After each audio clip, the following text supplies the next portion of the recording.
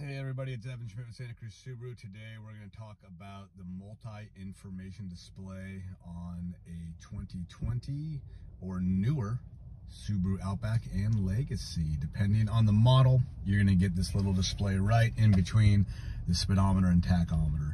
I'm sitting here in a brand new 2022 Wilderness Edition Outback, so I'm going to go ahead and start the car up. And as you can see, it says Subaru Wilderness, and then this screen pops up. If the door's open, that screen goes away and it tells you what door is open. In order to control this screen, all the doors in your car need to be shut. As soon as we shut the door, see, it goes back to one of the options, which is just your outside temperature and your clock. Down below, you got the miles per gallon speedometer. That one will always be there. And of course, you got your trip meter, which is controlled by a little button over here called trip reset. You tap that, it's kind of hidden behind the steering wheel. Then you also have the odometer on the car, and then the indicator that lets us know we're in park. And of course the little A with the slash through it. Check out my other video on the auto start stop. So this screen is actually controlled by these three guys on your steering wheel.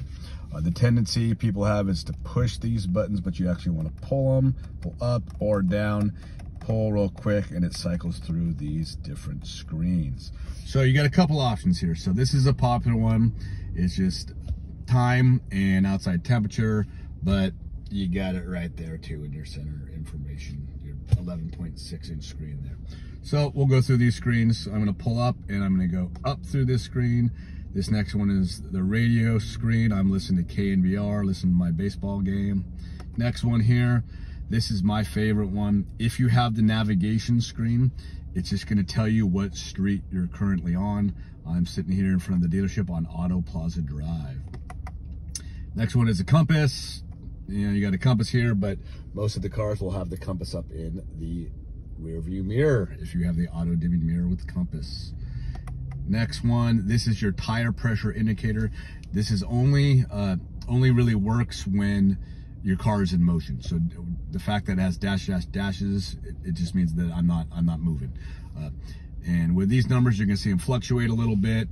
Don't worry about any of those numbers till one of them actually turns yellow and you get the tire pressure warning light.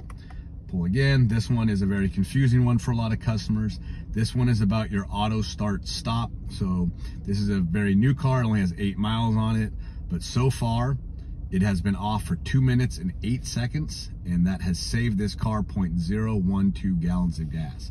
If I reset the trip meter to 0, notice how that resets to 0 as well. So if I tap it and go to trip B, you see we're back, and it tells us 2 minutes and 8 seconds and 0.012 gallons of gas. Go to the next screen here. This just tells me that the car has been on for 2 minutes, and I have traveled 0 miles since I turned the car on. Every time you turn the car off and turn it back on, this one will reset itself.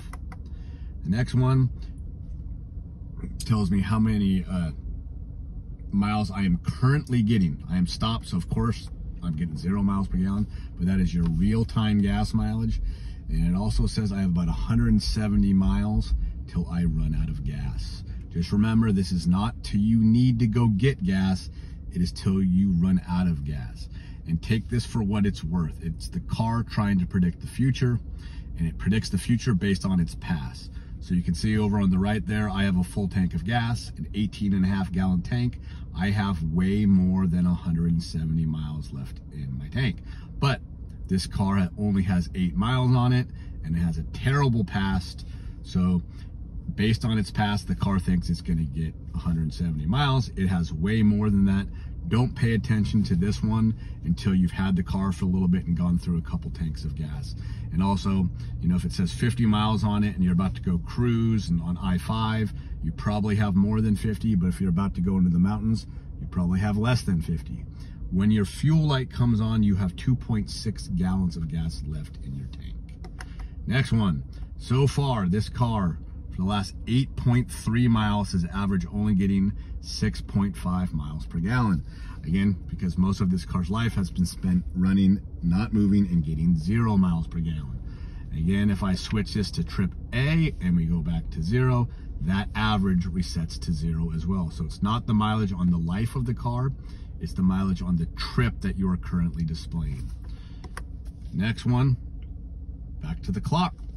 So what happens with this guy is people have a screen that they truly like, and then they turn the wheel, they accidentally hit the button, and they say, Evan, where did my screen that I like go?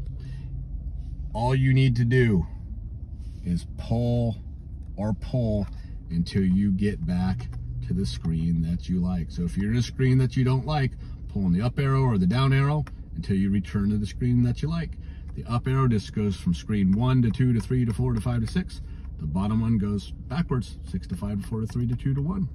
Depending on your level of car, this button in the middle that says I set will either be functional or not functional.